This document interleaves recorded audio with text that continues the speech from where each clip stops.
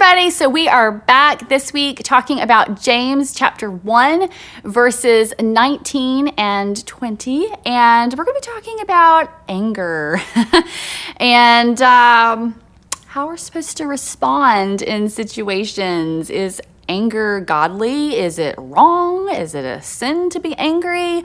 Those are good questions. So stick around and we're going to talk about that.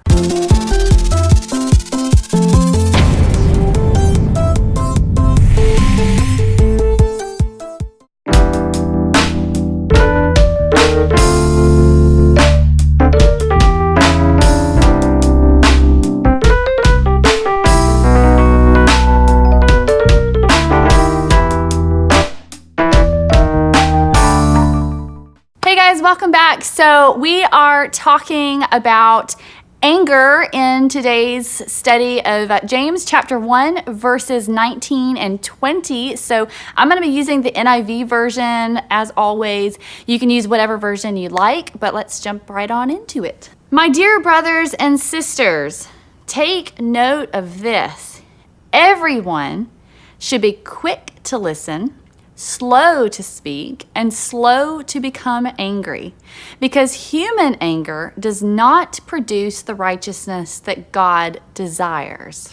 So right away, it really says something that is hard for me. I'm not gonna lie, it's hard for me sometimes.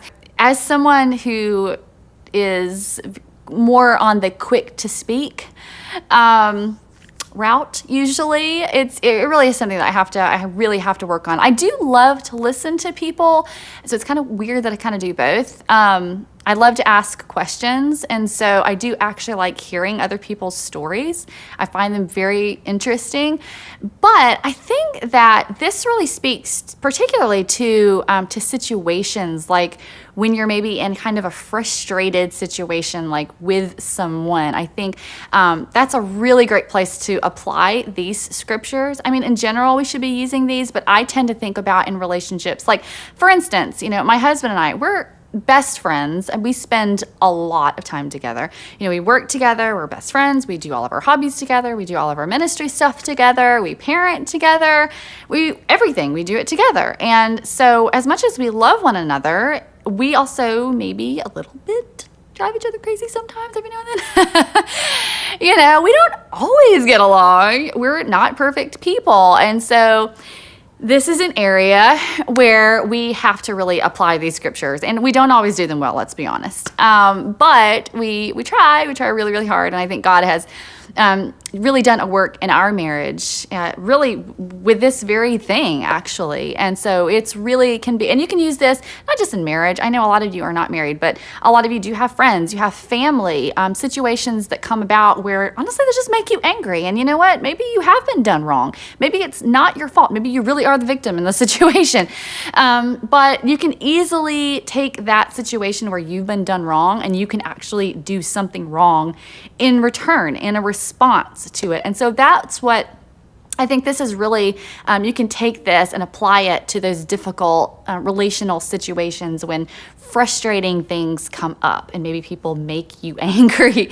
And so how do you respond? And it's telling us very quickly, look, when someone really makes you mad, be more quick to listen, okay? Be slower to speak, slower to just spout off at the mouth, which I know is really easy it's easy to do. You get something in your brain and you just want to say whatever you got to say. It's not something maybe you normally say when you're feeling chill, when you're kind of like being a little more reserved. But when somebody makes you angry, for some reason, you can think of the meanest things to say, right? And you just go ahead and spout them out and say them. And that's a really, really not good character trait to have.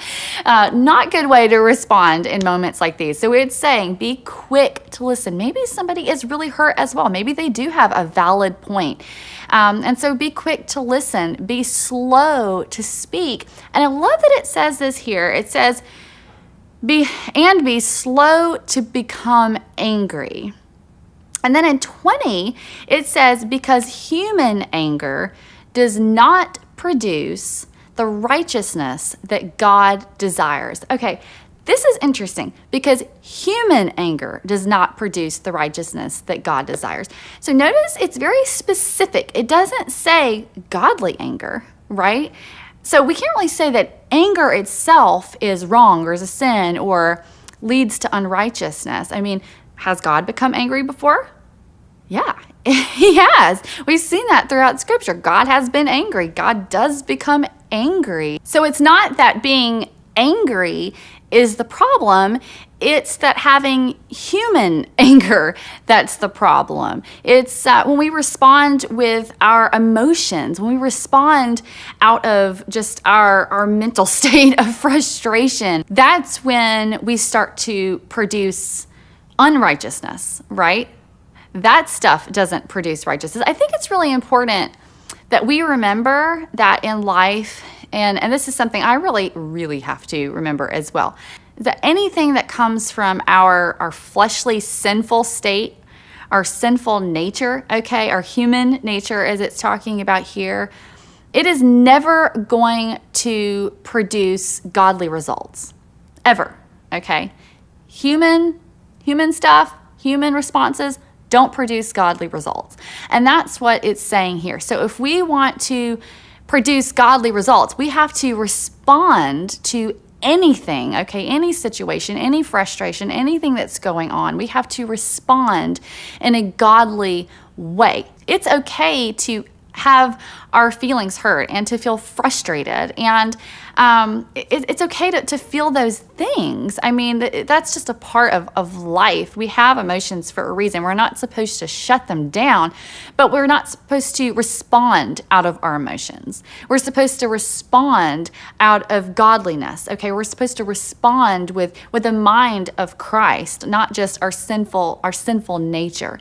And so I think that really is the best takeaway that we can have today is maybe you're looking to produce some results in your life right now. Maybe you're in a frustrating situation right now with a family member, with a friend, with a spouse, with a boyfriend or a girlfriend or whoever, maybe it's a coworker, whoever that may be, and you're not really sure how to respond and you're just so overwhelmed with frustration. Well, listen, what I would like for you to remember is exactly what we said before. We can't expect godly results from human fleshly reactions. Hey, I'd love to hear your story of how maybe you've overcome a situation and you've been able to see how God has used a situation and maybe transformed you in some of these areas. Maybe how, an area that you were able to respond out of love and you were able to take a step back and say, okay, Lord, I need you to help me out with this because right now I really want to just respond out of anger. And if you're in that situation right now, I want to encourage you to do that. But maybe you have done that before and you can share a cool story with us of how that turned out. And so I would love to hear your stories. Join in on the conversation. You can comment below. Of course, also hit the subscribe button, which you can hit the little logo at the bottom left corner right there, or you can go straight to the channel and hit subscribe. I'd love it if you'd share this with your friends on social media and ask them to join in on our little growing community. And thank you so much for your support, and to everyone who has been engaging on this channel. Really appreciate it. Love talking with you guys every week and getting to know you guys. So I will see you guys again very soon. Okay, bye.